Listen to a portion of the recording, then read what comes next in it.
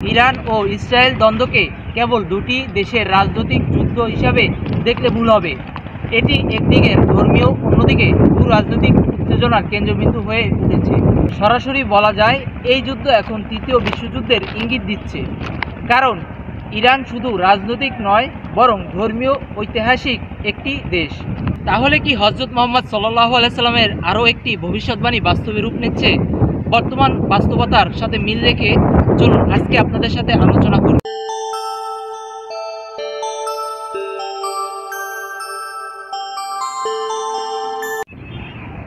বর্তমান পৃথিবীর সবচেয়ে গুরুত্বপূর্ণ ব্যক্তি হলো আমেরিকার প্রেসিডেন্ট ডোনাল্ড ট্রাম্প। নিঃসন্দেহে তার প্রতিটি কথা খুবই মূল্যবান। তাছাড়া আন্তর্জাতিক অর্থনীতি, রাজনীতি কিংবা বিশ্ব নেতৃত্ব নিয়ে কথা বললে ডোনাল্ড ট্রাম্পকে সর্বপ্রথম গুরুত্ব দিতে হবে। ডোনাল্ড ট্রাম্প আগে থেকে স্পষ্ট করে বলে আসছেন, মধ্যপ্রাচ্য বিস্ফোরণের মতন অবস্থায় আছে। তৃতীয় বিশ্বযুদ্ধ দরজায় কড়া নাড়ছে। তিনি বারবার সতর্ক করেছেন, ইউক্রেন রাশিয়া যুদ্ধ, ইরান ইসরায়েল উত্তেজনা, চীন তাইওয়ান সংকট, সব মিলিয়ে বিশ্বের অবস্থান ভয়ঙ্কর দিকে যাচ্ছে। সেই ইরান ও ইসরায়েল আজ দুটি শব্দ সকলের দৃষ্টিতে পরিণত হয়েছে। এবং আমেরিকা চীন ঠান্ডা যুদ্ধ এটা আর নতুন কিছু নয়। সব মিলিয়ে বিশ্বের সকল মানুষের টেনশন এখন অনেক বেড়ে গেছে। বিশ্ব রাজনীতির উত্তপ্ত কেন্দ্র এখন মধ্যপ্রাচ্য। ইসরায়েল ও ইরানের মধ্যে চলমান উত্তেজনা যেন ধীরে ধীরে এক ভয়ঙ্কর বিস্ফোরণের দিকে এগিয়ে যাচ্ছে। চলমান পরিস্থিতি দিন দিন অবনতি হয়ে চলছে। এই সংঘাত তৃতীয় বিশ্বযুদ্ধে রূপ নিতে পারে।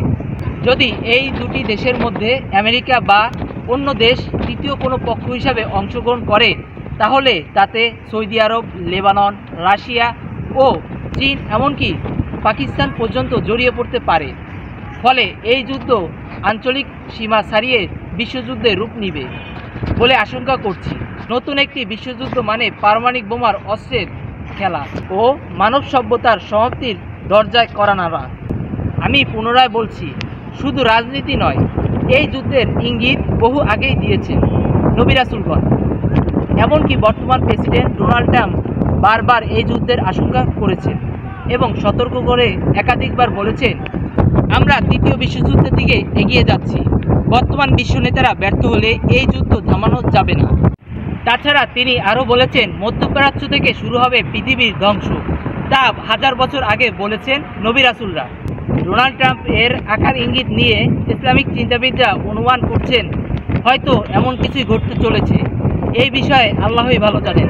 এদিকে তুরস্ক, সৌদি ও পাকিস্তান সহ অন্যান্য দেশ নিয়ে ইসলামিক আর্মি গঠনের প্রস্তাব দিয়েছে ইরান, যা মালহামা যুদ্ধের ইঙ্গিত গুরুত্ব দিচ্ছে। কারণ হাদিসে এসেছে, মুসলমানরা একত্রিত হয়ে একটি দলে পরিণত হবে এবং লড়াই করবে। ইতিহাসবিদদের মতে এটি একটি বিশাল যুদ্ধ হবে, যা শাম বা সিরিয়া অঞ্চল থেকে শুরু হবে। এতে বহু দেশ জড়িয়ে পড়বে এবং এটি হবে আখিরি জামানার যুদ্ধ। এই যুদ্ধের পরে ইমাম মাহদী ও এরও পরে ঈসা আলাইহিস সালাম আসবেন, যাকে সত্যের ও মিথ্যার চূড়ান্ত লড়াই বলে আখ্যায়িত করে অনেকেই। তাই এই তৃতীয় বিশ্বযুদ্ধকে ইসলামিক দৃষ্টিকোণ হতে মালহামা যুদ্ধ হিসাবে চিহ্নিত করে আলেমগণ। এবার আসুন নবী রাসূলগণ রেখে যাওয়া ভবিষ্যৎবাণী নিয়ে কথা বলি। সুনান আবু দাউদে বলা হয়েছে, তোমরা আরব উপদ্বীপের সঙ্গে যুদ্ধ করবে, আল্লাহ তোমাদের বিজয় দেবেন। এরপর পারস্য, তারপর রোম, তারপর দাজ্জালের সঙ্গে যুদ্ধ করবে। অন্য আরেকটি হাদিসে এসেছে, নবী করিম সাল্লাল্লাহু আলাইহি সাল্লাম বলেছেন, সময় আসবে যখন শামের লোকদের দিকে আর কোনো অর্থ বা খাদ্য আসবে না। সাহাবীরা বললেন, কেন? তিনি বললেন, রোমানদের কারণে। প্রিয় দর্শক, এই হাদিসটির ভাষ্যমতে আমরা যা দেখতে পাই তা হলো গাজায় ও ফিলিস্তিনে এখন আর খাদ্য যায় না, অর্থ যায় না। সুতরাং রাসূল সাল্লাল্লাহু আলাইহি সাল্লাম ভবিষ্যৎবাণী করেছিলেন যে শাম বা মধ্যপ্রাচ্যই হবে শেষ জামানার বড় যুদ্ধের কেন্দ্রবিন্দু। ইরান ইসরায়েল উত্তেজনা, সিরিয়ায় দাবার গুটির ন্যায় চাল, যা সম্পূর্ণ পাশ্চাত্যের হস্তক্ষেপ, সবই যেন সেই দিকে ইঙ্গিত করছে। তাহলে একটি প্রশ্ন ঘুরপাক খায়, ইসলাম ধর্ম কি সত্যি বলেছে? উত্তর আপনারা কমেন্টে জানান।